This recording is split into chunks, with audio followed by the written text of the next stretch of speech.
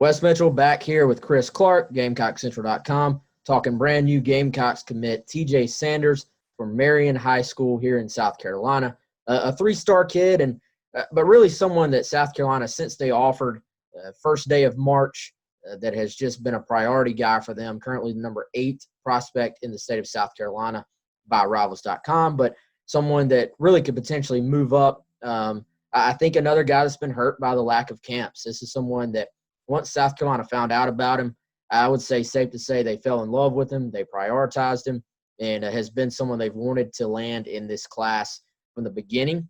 And really, I think South Carolina has led throughout. I was at Marion High right after he got the offer. The word I was picking up, there were no public leaders, but the Gamecocks were very much in position to land him. And was a kid that wanted to just enjoy the process a little bit, which I hate it that these guys haven't been able to sort of enjoy a once-in-a-lifetime opportunity. He wanted to get out, maybe see Tennessee, who was on him early, see Duke, see NC State, see Vanderbilt, I think, maybe go to West Virginia, which is in the Final Four. Just experience the recruiting process. Wasn't able to happen, but South Carolina really led throughout. Tracy Rocker did a good job recruiting him. I think the distance from home was big here. He's got a family member on the team and a cousin in Cam Smith. So really this pointed to South Carolina, I think, from the beginning. But someone, again, that I think sort of just fits that mold of this underrated, under-the-radar, small-town South Carolina defensive lineman. Chris, you and I have been doing this for like 10 years now, which is crazy to say. But,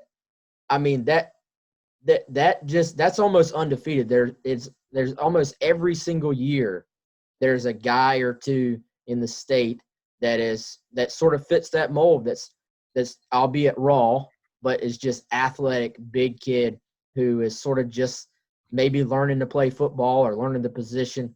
Certainly the case there with TJ, but I think a lot to like about him, and he fits strongly in the category. Like I said, he's been a priority for them really, since the beginning of March when they offered.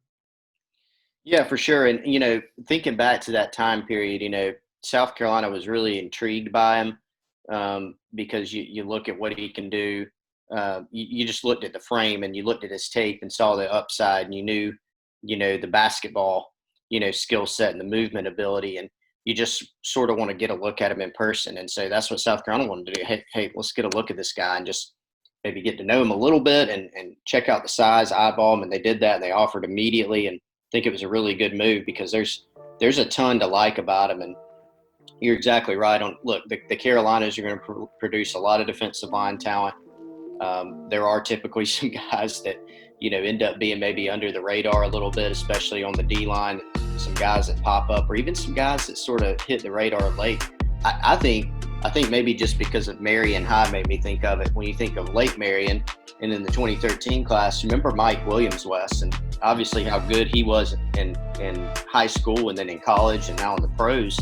But, he didn't really blow up until I think it was that summer, right? Because he went to Alabama, really impressed there. He went to South Carolina, and they were in on him, and then Clemson. And so his stock really just steadily rose, and everybody sort of found out how good he was. When I look at Sanders, I think he's a guy that probably would have ended up garnering a bunch more offers, like you said, on the camp circuit, because people would have seen his size, would have seen the movement ability, and obviously we're in a unique time, and that just didn't happen. But there's a ton to like here, and I've talked to a few people in the state that think he may be the highest upside guy when you just look just straight in terms of prospects and upside potential, that he might have the most out of anybody in the state. And I think there's a solid argument to be made for that.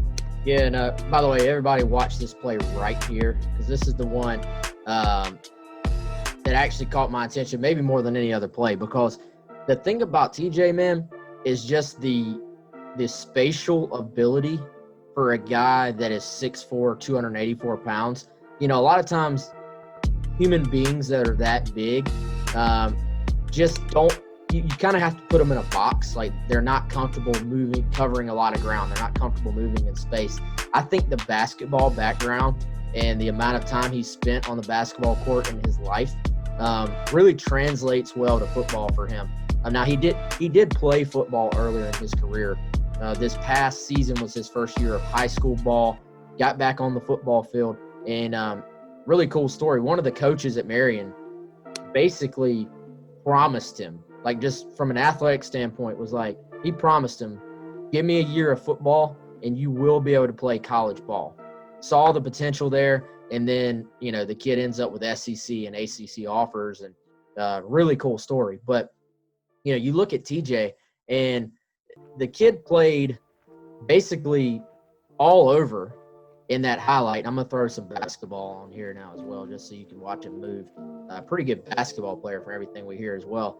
But played defensive end, played inside a defensive tackle, played a lot of that just stand-up outside pass rush position. And then that play I was talking about, catching the football down the field at tight end from a guy who's, I think going to be a defensive tackle at the next level. Just very, very impressive. So, the footwork, the ability to, again, move in space. And I know TJ, when I talked to him earlier this year, sort of still had it in his mind that he's a defensive end. Guys, generally it seems like they'd rather be a defensive end than an interior guy. That takes a little bit more time to maybe get that in their head. But I think ultimately, Chris, he's already 6'4", 284. This kid is probably your prototypical, in my eyes, 3-technique defensive tackle. That guy that's going to be more athletic than most guards that he comes across. There'll be a learning process. He'll have to learn the techniques to try and get disengaged from those big guys at the SEC level. But to me, that's where I think he fits. And I think very early on we were told about TJ. We were told he's a freaky athlete. And that to me is maybe the overwhelming word, if I was just going to put it into a couple of words, is that TJ's just a freaky dude, man. I think he's SEC interior defensive lineman all the way. Yeah, and when you look at him you're exactly right about the basketball court. You just see, even smaller things like how does this guy that's this big, you see him, he can dribble, he dribble between the legs, he can move, he's got footwork, around the basket, or he can dribble the ball. He's good. Really awesome. Yeah, he's really good. This is my first time watching this, actually. Yeah, outlet passing. He's just got a lot of those things, but he's still physical inside. And say, well, basketball, who cares? But look, when you got a big guy that can move like that, it really excites you about the potential when you relate it to football, as long as he has the other traits, aggressiveness. Is he tough on the football field? Does he like to hit? And you turn on the football tape and you see, yeah, he does. And so you also factor in that he hasn't played football for that long. He's played basketball for much longer, but he already looks like a good football player. And then you look at, okay, he's balled into football. He can move, and he's got the size. So he's got all these different traits, and he's already a good player, and just has, really just scratching the surface as a football player. So that's what it would excite you about him as a prospect. And by the way, I think he's scored on Tonka Hemingway a few times in this highlight tape too. So might be a little battle on campus of those guys too in the future. But yeah, there's a lot to like about TJ, man. And that's why I mentioned a lot of people think just in terms of potential, not what he is right now as a player, because he's still, like you said, a little bit raw as a football player, but just the potential is really something through the roof here. Yeah, dude, he's got some touch. Shoot. Running the floor. Some of these big guys, a lot of times are just they just use their power and their strength inside because he's bigger than their. God, he's got a basketball IQ as well, man. Like this. Yeah. We actually probably, if Corona will allow it, we probably need to take in a TJ Sanders basketball game at some point. He kind of reminds me on the basketball court, dude. Honestly, a little bit of Jordan Birch, just because Jordan was literally playing point guard at 6'5", 275. And obviously TJ's not really playing point guard for them, but the way he sort of is the focal point of what they do and sort of gets the offense going and has the touch that he has. Wow. I'm glad we put this on, man, because I think that strengthens our argument and our belief, which is that this is probably, like you said, one of the more high upside guys in the state. And, I think, again, we know for a fact, but you can see why South Carolina is excited to have him and very high on him. And, I'm curious to see how quickly he's able to progress once he gets to campus. Like you said, considering the limited football experience. But sometimes having a guy that hasn't, been taught everything, doesn't really have his own bad habits, if he comes in and learns, then sometimes that blank canvas, so to speak, is not necessarily a bad thing. And Tracy Rocker has a history. This guy has been at the SEC level for, as long as I can remember. So I think that's a good fit. Coming in as a raw guy, I think not being too far away from home, from what I've heard, it was a big thing for TJ, and just having everything he was looking for right down the road at South Carolina, and a veteran defensive line coach in Tracy Rocker. I think just a really good fit all the way around. And I'm curious, hopefully we get high school football, because, I think he can move up in the rankings depending on how his senior year goes. Yeah, I think I think that he would already be slated for it if he had gone out to some camps, whether it was some school camps or something like the Rivals Camp Series, which unfortunately we can't have this year. But yeah, he's still going to have a chance, assuming that football's on schedule. Shrine Bowl, for instance, he's going to have a chance to go out there, during senior year or an all-star game and go and show his stuff. And I think he'll be able to take a step forward on the field too. I mean, again, we talk about the potential, but he's already shown a lot on the football field to indicate that he's a good player.